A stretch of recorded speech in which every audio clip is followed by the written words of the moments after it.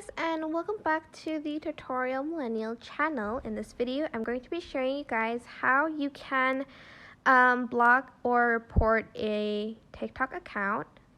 So you are just going to their account by pressing their username or profile picture. And I'm just going to select the three dots next to the notification bell icon. And as you can see, there is a report, block, or even send message. To report, just press the flag button and you'll be asked why you are reporting their account, or maybe you just want to report their content.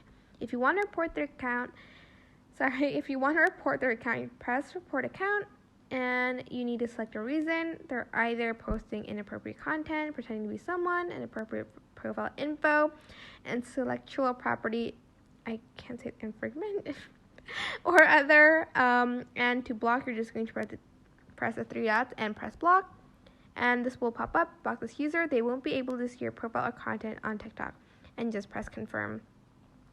But I'm not going to do that.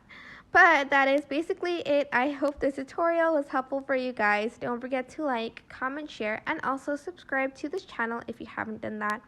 If you have any questions, just leave it in the comment section down below and I will try my best to answer them all. Thank you so much for watching. Bye!